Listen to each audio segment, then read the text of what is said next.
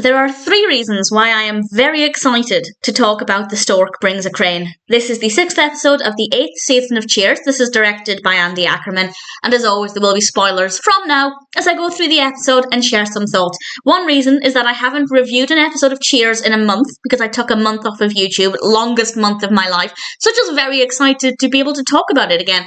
The second reason is that it's a brilliant episode in general. And the third reason is that I get to talk about one of my other favourite things, and that's the actual Cheers pub, the Bull and Finch, because this episode is about 100 years of Cheers, the pub. But the actual pub has a slightly different history, so I will talk about that as it comes up in the episode. The intro, the cold open, absolutely wonderful. Cliff is playing with his train set. It's set up right around the bar, and it's just an absolute joy. And honestly, like a lot of people, I love train sets. If that were a fixture in a bar, I would be there a lot. And it's just great fun to see Norm and Cliff playing, and really fun way to start things off.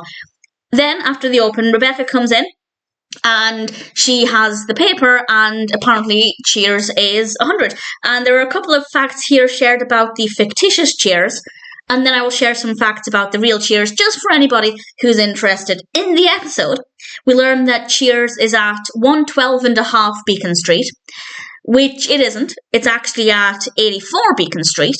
According to Zillow, 112 Beacon Street is actually a house that's currently not for sale, 3-bed, 3-bath property. So that, I feel like it's a bit of a risk, saying that it's 112.5 Beacon Street if that's a residential property, but I mean, I don't know if it was in the 80s. The houses look pretty not that new.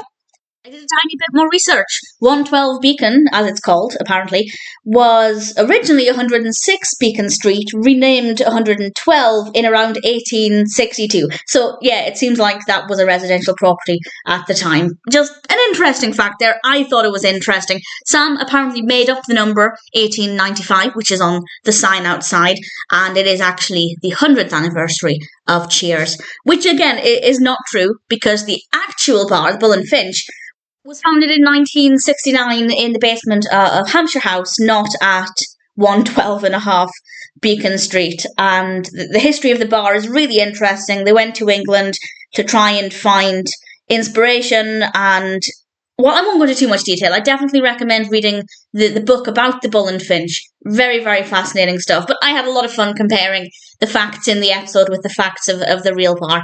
And I absolutely love Rebecca's enthusiasm, because she shared my enthusiasm and I adored it. Frasier and Lilith then come in. The baby is still not born, and Rebecca then comes out of her office. She's been on the phone with the mayor's office. Next Saturday is Cheers Day, which is an absolute joy.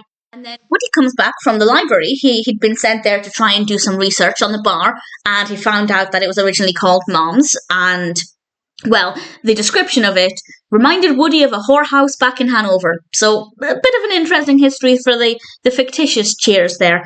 And we then cut to the anniversary, and we have this delightful barbershop quartet. I love barbershop quartets. This is actually, according to IMDb, the 139th Street Quartet. And Rebecca comes in dressed in costume. She looks fabulous, as she usually does, but this costume looks amazing. The only person who dressed up, which is a bit of a shame. I feel like we could have had some fun with the costumes there, but also it's very in keeping with Rebecca's personality there. And then we have the arrival of a character called Mr. Weaver, played by Monty Ash, who is over 106 years old. And as Rebecca explains, he was here when Cheers opened, to which Norm responds, "Big deal, I'm always here when Cheers opens." Which I had a lot of fun with. And Frasier and Lilith enter the room, and Frasier says to Lilith, "Lilith, I promise I will never say another word about inducing labour." Lilith replies, "Thank you," and immediately after, Frasier yells, "Boo," trying to shock the baby out of her. Apparently she's 2 weeks overdue, which Woody points out would be $1.40 at the library because he learned the late returns rates. So Woody had some really great moments in this episode. And then the mayor arrives. This is actually Raymond L. Flynn, and apparently he was the mayor of Boston from 84 to 93. And I learned something, so that was quite fun. And Rebecca points out as he comes in the door, "Look, he's got a little plaque." Woody's response? He's probably too busy to brush between meals. It's one of those jokes where it kind of took a second, just a tiny second, but a second for me to click what the joke was, and I I adored it. And then, well, Cliff tries to talk to Mayor Raymond Flynn and ends up getting patted down and then escorted out of Cheers because apparently he's been writing a lot to the mayor, and, well, it's Cliff, so you can imagine the kinds of things that he's saying. The mayor is then about to present the plaque when we learn that Mr. Weaver has keeled over in the back room, and then Lilith goes into labour and the barbershop quartet begin to sing. It's very chaotic. It's very busy as well. There are a lot of people in the bar, obviously, for the celebration, so it's a very chaotic scene, and it works very well. Turns out Mr. Weaver is fine. He faked the heart attack so girls would bend over him. Woody then helps Lilith with breathing while Frasier goes to get the car. Frasier comes back in. They've towed his car away. So they have to try and get Lilith to the hospital anyway, and her parting words as she leaves the building, knock me unconscious with a mallet. We then cut to the hospital, and Sam is there. He's very supportive, but Lilith shuts the curtain on him anyway, and he meets a woman who is on her own. So Sam is focused on her, and Frasier ends up helping as well because Lilith is no longer in labour. It seems like it was false labour. So Frasier helps this woman who's very much in labour, and he tells the woman to focus on something nice. And she says, Sam has a nice smile. Sam is very, very happy in this episode because he's being complimented. He gets to spend time with nurses. Sam is having a good time.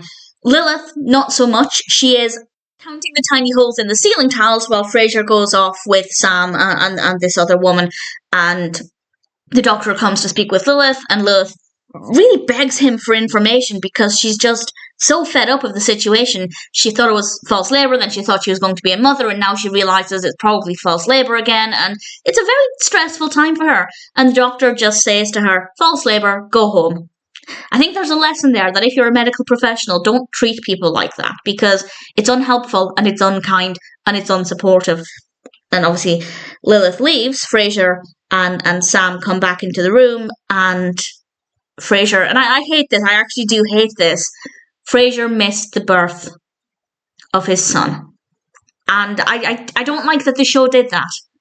I think it would have been, or could have been entertaining if it was a near miss. If maybe he arrived just in time. Yes, they're obviously going with comedy because Lilith ended up having the baby in the backseat of a taxi, which is not exactly what they were planning. But I don't like the fact that they decided to write Frasier missing the birth of his son. And it's not because of it's not really an excusable reason. Yes, he was helping a woman in need, but if Sam was there, did Frasier really need to be there as well? Well, no, he didn't. So there was no real reason why Frasier couldn't have been with Lilith. And that meant that because of his decisions, things that were avoidable, he missed the birth of his son.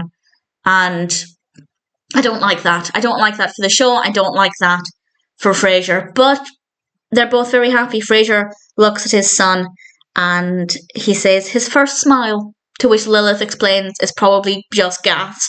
And in unison, they both look at the little bundle and say, oh, his first gas, which was the cutest thing ever. And we're then back at the bar, and it's in darkness, and just Norm is there, who has been keeping an eye on the bar, and Sam catches Norm up with the events of the evening.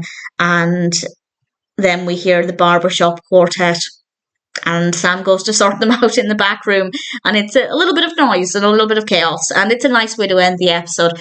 It's a fabulous episode. If you're interested in the history of Cheers and the history of the Bull and Finch, it's particularly fascinating to do some comparisons there, and I rather enjoyed it quite a lot. Rebecca looked absolutely fabulous. Woody gave us some great comedy. Carla was great as well. I didn't write down any of Carla's quotes, but she was just, in general, really brilliant. And yes, I'm glad we have the birth of Baby Crane. I don't think they mentioned the baby's name in this episode.